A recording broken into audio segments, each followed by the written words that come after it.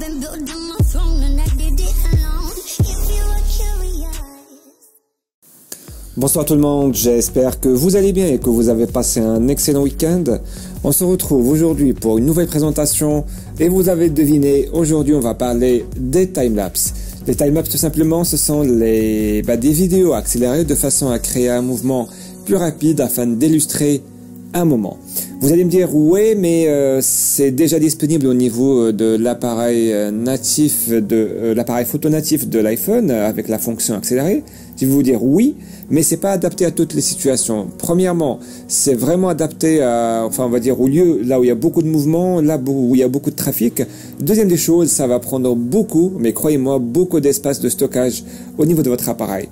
C'est pour ça, on va passer à travers deux applications, Osnap et iMotion, disponibles en version gratuite et payante sur l'App Store. Et bien évidemment, vous allez trouver les liens du téléchargement dans la description de la vidéo. Je vais faire le prof pendant 10 secondes et je vais vous dire qu'une vidéo, c'est tout simplement des photos qui s'acheminent et qui se succèdent. Voilà, je suis arrivé. De façon à créer en fait un mouvement. La qualité de la vidéo dépend bien évidemment de la qualité de la photo en question et aussi du nombre de photos par seconde. C'est pour ça que vous entendez quelquefois en fait 30 images, 25 images par seconde, 60 images par seconde. Donc c'est ça ce qui fait en fait, on va dire, la qualité d'une vidéo. Pour commencer, pensez à vous mettre en mode avion, à désactiver les notifications comme ça.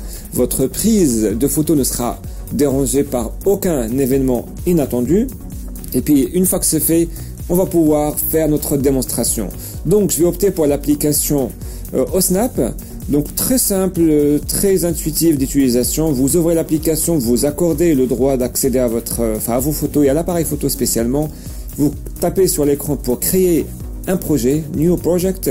Et par la suite, vous devez en fait choisir quelques réglages. Donc vous allez opter par exemple pour le mode portrait et forcément la caméra arrière qui présente une meilleure qualité photo. Par la suite, Adjust Settings pour pouvoir, on va dire, personnaliser les réglages de votre shooting. Donc vous pouvez donner un nom à votre projet. Donc pour la démo, ça va être test très rapidement.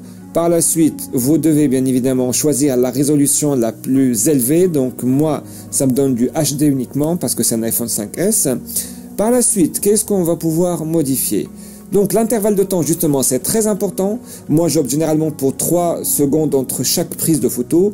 Par la suite, vous devez également, cliquer sur Darken Screen pour pouvoir, on va dire, économiser de la batterie. Les frames par seconde, donc c'est 30 images par seconde, chose que je viens de vous dire tout à l'heure, et c'est la moyenne en fait pour avoir un bon rendu. Et finalement, vous cliquez sur Video Render Quality, vous choisissez la qualité la meilleure qui est 100 pour avoir une vidéo assez bonne. Donc par la suite, c'est tout bon, on va passer à notre démonstration pour pouvoir faire votre shooting. Moi j'ai choisi juste un petit objet pour faire la démonstration. Donc on a dit que ça va prendre une photo chaque 3 secondes, Start Timer. Donc vous pouvez en fait commencer votre shooting. Là, vu que je n'ai pas en fait d'objet qui bouge, j'ai choisi de faire le shooting moi-même.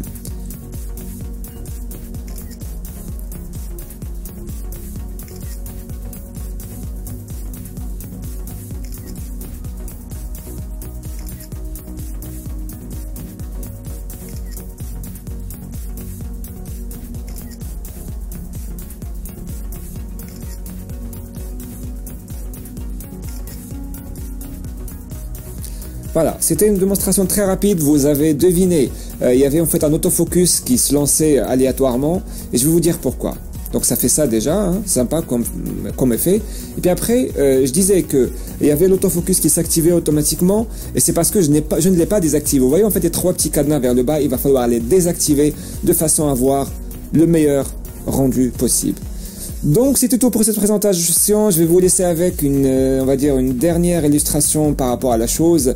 Si la vidéo vous a plu, n'hésitez pas à laisser un petit pouce bleu, à vous abonner si vous n'êtes pas encore, et moi de ma part, il ne me reste qu'à vous remercier, et vous souhaiter une très bonne soirée, et un bon début de semaine surtout. À très bientôt, bye bye.